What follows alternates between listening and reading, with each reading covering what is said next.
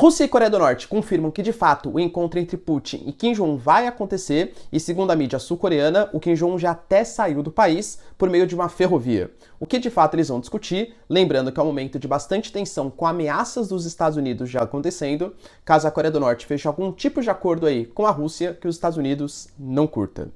Notícias importantes também acerca do Lula, que deu um pronunciamento acerca desse novo momento do Brasil como presidente do G20, quais são as discussões que a gente vai colocar para jogo, e também sobre a polêmica envolvendo a sua fala. Será que se o Putin vier para o Brasil, ele vai de fato poder entrar e desrespeitar o Tribunal Penal Internacional? Vamos discutir também outras cobranças que ele fez ao acordo Mercosul-União Europeia. OTAN confirma, pessoal, o seu exercício chamado de Steadfast Defender, que vai ser o maior exercício militar desde a Guerra Fria. A gente está falando de mais de 40 mil militares colocados para jogo e uma região assim, vamos colocar um pouco polêmica, muito possivelmente entre a Alemanha, Polônia, países bálticos e quem sabe a Suécia, caso entre na organização. E para finalizar, pessoal, Mark Milley, representante dos Estados Unidos, confirma que a contraofensiva ucraniana tem mais um prazo curto para acontecer, pelo menos nesse momento. A gente está falando de mais 30 a 45 dias para os ucranianos conseguirem seus objetivos. Já a Ucrânia diz que não é bem assim. Se vocês querem entender um pouco mais sobre esses assuntos, e muito mais também sobre geografia, geopolítica, atualidades, política, polêmicas, enfim, tudo para você se manter sempre bem atualizado, já se inscreve no canal, deixa seu like e compartilha esse vídeo, que eu, o professor Ricardo, conto muito com a sua ajuda. Belezinha? Pessoal, para quem não me segue no Instagram, hein, @prof_ricardo_marcílio. E também apoia lá, hein, pessoal. Vota lá no Prêmio IBEST, tô concorrendo na categoria de melhor influenciador da educação 2023. E eu conto muito com o seu apoio, pessoal. Link na descrição, tá? Coloca um votinho lá pra mim que eu vou curtir bastante, tá bom? Vocês podem perceber, né, que estou num cenário diferente. Eu não estou na minha casa, inclusive estou em Florianópolis, Santa Catarina, a trabalho, tá? Mas possivelmente amanhã já voltaremos aí ao nosso horário normal e nosso cenário também normal. Tamo junto, pessoal? Então, bora lá pro vídeo, ó. Seguinte, a gente teve algumas notícias importantes envolvendo, primeiro, de fato, pessoal, tanto a mídia norte-coreana quanto a mídia russa, eles confirmaram, depois de alguma relutância, lembrando que a mídia americana já tinha falado sobre isso desde a semana passada, que o Kim Jong-un, ele vai sair do país e ele vai em direção à Rússia. Geralmente, esse transporte é feito por meio de ferrovias, porque o Kim Jong-un alega por segurança pessoal, tem muito medo que alguma coisa aconteça com ele em transportes de aviões. Lembrando que também, aonde ele está, onde exatamente que vai ser a reunião, qual horário que ela vai acontecer, nada disso, também por conta da segurança pessoal do Kim Jong-un. Aparentemente deve ser, já que o Putin também está nessas posições, né, também está lá, em Vladivostok, que inclusive foi o local da última reunião que aconteceu lá em 2019, tá? Por que essa reunião, pessoal, é tão importante? Porque a gente está falando de dois países. Primeiro, a Coreia do Norte completamente isolada economicamente, sancionada. Tem a China, né, como seu principal parceiro, mas as sanções dos Estados Unidos, o seu próprio modelo econômico ali, cara, causam na Coreia do Norte uma situação de miserabilidade. Pô, assim, os aspectos sociais, né, os dados, mesmo que poucos, eles são muito ruins sobre a Coreia do Norte. Então a Coreia do Norte precisa de algumas coisas, por exemplo, de alimentos, fertilizantes, de energia e também de uma certa tecnologia militar que a Rússia tem, como por exemplo, produção tecnológica de mísseis balísticos intercontinentais, que a Coreia do Norte não é tão forte quanto os russos. Em compensação, a Coreia do Norte, por tá, galera, convenhamos, teve ali o conflito, né, de 50 a 53, a Guerra das Coreias, mas nunca foi de fato assinado um acordo de paz. Teve um armistício, né, como se fosse cessar-fogo, mas a Coreia do Norte, pelo menos em tese, continua em guerra. E ela foi se armando, inclusive com vários equipamentos, ou soviéticos, ou de tecnologia soviética, durante esses quase 70 anos. Então a gente está falando, pessoal, de um país que tem muita artilharia e muita munição de artilharia, que é justamente o que os russos precisam nesse momento de contraofensiva. Ou seja, a gente vai unir o útil ao agradável, né, para os russos e os norte-coreanos. Essa troca, ela deve de fato se consolidar. Vale ressaltar, pessoal, que o Shoigu, que é o líder da defesa militar ali dos russos, ele fez uma visita à Coreia do Norte recentemente. O Putin, ele fez uma parabenização, vamos colocar assim, para o Kim Jong-un, pelo 75º aniversário da República Popular da Coreia, né, ou seja, da Coreia do Norte. Então, ele sempre fala, né, de uma parceria estratégica e tal, e isso deve de fato acontecer. Só que é uma preocupação muito grande para os Estados Unidos, que até já confirmou, tá, que a Coreia do Norte vai pagar o preço se de fato fornecer armas para a Rússia. Até o momento, pessoal, pelo menos assim, oficialmente falando, a gente tem o Irã e a Coreia do Norte não fornecendo armas, mas já foram vistos, por exemplo, os drones kamikazes, muito possivelmente pessoal de tecnologia iraniana, e a Coreia do Norte também já colocando alguns equipamentos. Se isso vai de fato, pessoal, ser oficializado, a gente não sabe, porque a própria Rússia já votou no passado uma resolução que proibia, né, a produção e a comercialização desse tipo de armamento pela Coreia do Norte. Então, se a ONU votou contra, aliás, se a Rússia votou contra a ONU, possivelmente também não poderia aceitar. Mas claro que assim, eles podem firmar, um acordo histórico sem precedentes, mas sem a confirmação de alguns equipamentos sendo enviados, só que na prática eles sendo enviados, né, ou seja, debaixo do pano. Muito possivelmente, pessoal, isso vai incomodar os Estados Unidos, no momento em que grandes exercícios militares, como os Freedom Shields, eles estão acontecendo ali, próximo da Península Coreana, e ameaças crescentes, né, do Japão, da Coreia do Sul, tal, entrarem num conflito contra a Coreia do Norte. Então é emblemático tanto para a Rússia quanto para os norte-coreanos. E claro, incomoda bastante o Ocidente. A gente gravou o vídeo, pessoal, ontem, falando da polêmica declaração do Lula, colocando que caso o Putin ele viesse para o Brasil, ele seria convidado, né, para participar da próxima cúpula do G20 e não teria por que prender ele, tá? Lembrando que ele já falou, inclusive, tá? Depois dessa declaração polêmica, confirmou que de fato ele vai convidar tanto o Xi Jinping quanto o Putin para participar. Ele falou assim: não entendi por que eles não participaram da última reunião. Cara, convenhamos, eu entendi, tá? A China não tá muito bem com a Índia, existem várias disputas ali fronteiriças e tal, e a China achou que a Índia cooptou muito a reunião do G20 para os seus benefícios próprios e não em pautas globais. E também a China está recebendo nesse momento Nicolás Maduro, que estrategicamente para a América do Sul talvez fosse mais importante que participar de uma cúpula do G20 liderada por um país que não tem boas relações com os chineses. E a Rússia, claro, pessoal, por toda a questão de guerra, segurança pessoal, e talvez não querer ficar face a face ali com líderes como, por exemplo, Biden, Macron e por aí vai, né? Então só, entre aspas, foi o Sergei Lavrov. Mas ele falou que vai convidar sim para fazer parte, e aí foi perguntado para ele, tá, beleza, mas, ô Lula, e aquela declaração, por exemplo, que o Brasil não vai prender o Putin? Então o Xi Jinping e o Putin vão entrar? Porque o Putin, ele é um criminoso de guerra, segundo a Corte de Haia, o Tribunal Penal Internacional.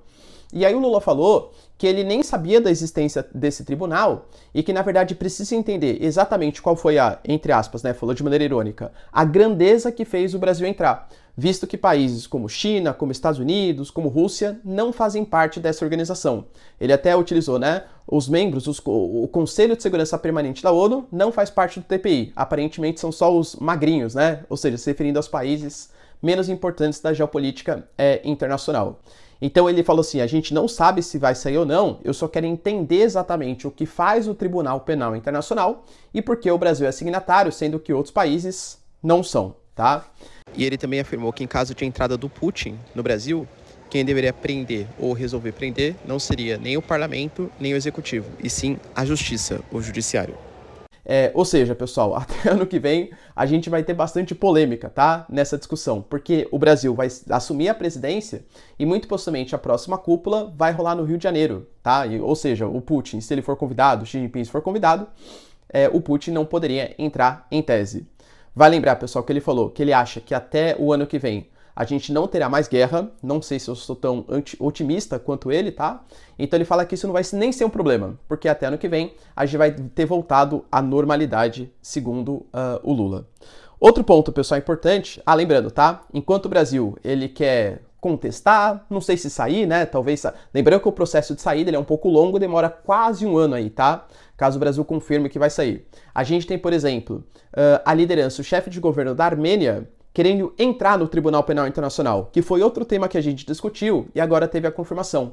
A Armênia considera que a Rússia foi uma traidora da Organização Tratado de Segurança Coletiva, que une, pessoal, Armênia e Rússia, e supostamente a Rússia deveria defender a Armênia. Só que no conflito em Nagorno-Karabakh, diretamente envolvendo Armênia e Azerbaijão, mas com uma guerra por procuração com a Turquia armando os armênios, aliás, os azeres, né, o Azerbaijão, segundo a Armênia ficou na mão. A Rússia deveria proteger e não protegeu. Para não comprar briga com os turcos e também, galera, porque está preocupado muito mais com a sua guerra na Ucrânia, ofensiva na Ucrânia, do que com esse tratado de segurança coletiva. Então, a Armênia entrar no Tribunal Penal Internacional, cara, é um rompimento muito grande. A Armênia, que sempre foi vista como estratégica para os russos, com bases militares, com parceria econômica, com segurança coletiva, tá? Então é um país que está saindo da zona de influência dos russos pela decepção, pela não ajuda do Putin no conflito em Nagorno-Karabakh. E olha que dado importante, né? Até exercícios militares, Estados Unidos e Armênia estão realizando em conjunto como uma espécie de provocação em relação aos russos. E o Lula falou também, pessoal, que na próxima reunião do G20, que o Brasil vai liderar, lembrando que quem lidera a reunião consegue definir as pautas da reunião, né? Por isso que é importante você ser o presidente. O Brasil, ele vai falar, pessoal, sobre uma transição energética, lembrando que já firmou uma aliança nesse G20 com Índia e Estados Unidos, e outros países também, né? Mas esses três a liderança.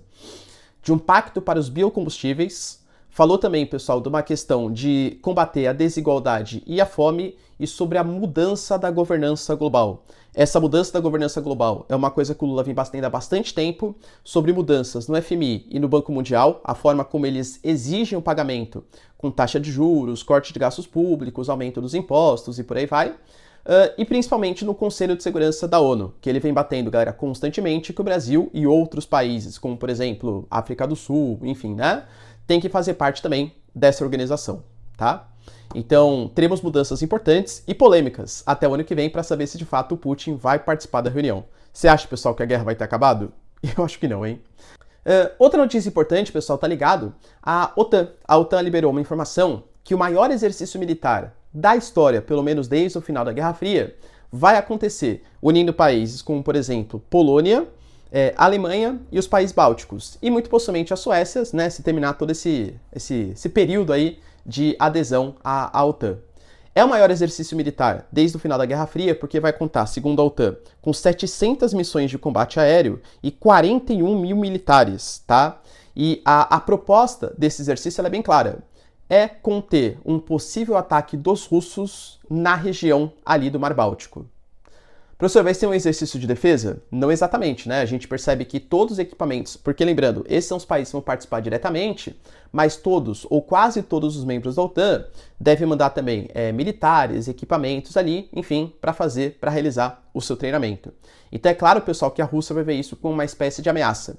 E querendo ou não, pessoal, a própria China, que reclama, por exemplo, da expansão da OTAN para a Ásia, também pode ver isso como uma ameaça. O Xi Jinping, que vem investindo cada vez mais o seu hard power na sua defesa militar, e se mostrou um pouco preocupado e falou, galera, que o exército chinês tem que se reinventar, tem que melhorar também em alguns equipamentos que ainda está defasado frente aos Estados Unidos. Inclusive garantindo que os Estados Unidos, com a parceria, né, com a Coreia do Sul, com o Japão, enfim, com as Filipinas, coloquem em risco a China e por isso o exército tem que melhorar. E eu sempre falo para vocês, tá? Galera, se tem um país que aproveitou esse momento para se armar, foi a Polônia. A Polônia, para vocês terem uma noção, ela anunciou, pessoal, a compra de 500 HIMARS ali, tá? Dos Estados Unidos e alguns ATACMS, que é aqueles mísseis, né? Que podem chegar até 300 km, ou seja, mísseis aí de longa distância. Segundo as previsões, a Polônia deve ter gastado cerca de 10 bilhões de dólares para fazer todas essas compras. A gente fala hoje, pessoal, de uma Ucrânia que aparentemente tem de 30 a 40 HIMARS. Pô, a Polônia comprando 500 mais esse ATACMS. De novo, né, professor, por que tudo isso? Muito possivelmente, não sei se para atacar a Rússia, mas pelo menos para fazer um certo medinho, em relação a um possível ataque futuro da Rússia, caso de fato consiga dominar a grande porção da Ucrânia e tal, enfim, lembrando que a Polônia está bem na fronteira ali do conflito. Então a Polônia está se armando demais para essa proposta. E claro, pessoal, que a OTAN conta, né, com a Polônia para colocar um certo medo nas ações ofensivas da Rússia. E para a gente finalizar, pessoal, notícias importantes também relacionadas ao Mark Milley, que ele falou, galera, uma coisa polêmica que eu não sei se a Ucrânia concorda, pelo menos nas declarações públicas. O Mark Milley, um representante da defesa dos Estados Unidos, do Pentágono, já deu uma data para o fim da contraofensiva ucraniana. Professor, como assim, fim? Pelo menos não fim, mas talvez uma certa paralisação. A gente não pode esquecer, galera, que a gente está numa região, ali na Polônia, Ucrânia, Rússia, que é uma região que tem um inverno bastante rigoroso, e inclusive um período um pouco mais chuvoso, e até mesmo com neve, que pode dificultar algumas ofensivas. A gente fala, pessoal, pelo menos o Mark Milley, tá? Que a Ucrânia, ela tem de 30 a 45 dias, para realizar todos os ganhos que tem que fazer nesse momento. Inclusive, ele deu a entender, tá? que a ofensiva ela está mais lenta do que o Pentágono e a própria Ucrânia queriam, mas que os ucranianos eles são super valentes, enfim, só que eles vão ter que fazer até os seus próximos 45 dias os próximos avanços. Senão a lama, a neve e o próprio clima vão prejudicar ali as ações ofensivas ucranianas. Claro, a Ucrânia morre de medo disso por quê? Porque se parar o contra-ataque, é mais tempo que a Rússia tem de mobilização, de ganhar equipamentos, de fazer novas convocações aí de reservistas, militares ali, para lutar no conflito. A Ucrânia fala que não existe uma possibilidade de cessar fogo enquanto a Rússia não tirar todas as suas tropas da Ucrânia. Por quê? Porque teme que essa paralisação ou esse cessar-fogo sirva para um reforço dos russos. Mas vale lembrar, pessoal, que o Ocidente também prometeu uma série de equipamentos que, caso haja uma paralisação, vão chegar para os ucranianos e podem reforçar as suas contraofensivas.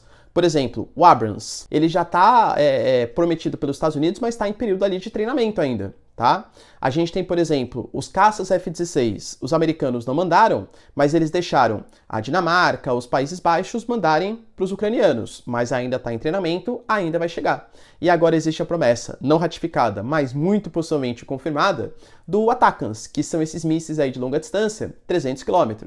Então, se tiver uma paralisação, um período aí, não sei exatamente quanto, esse inverno, enfim, quando que vai voltar, pode dar um jeito da Ucrânia conseguir mais equipamentos para lutar na sua contraofensiva.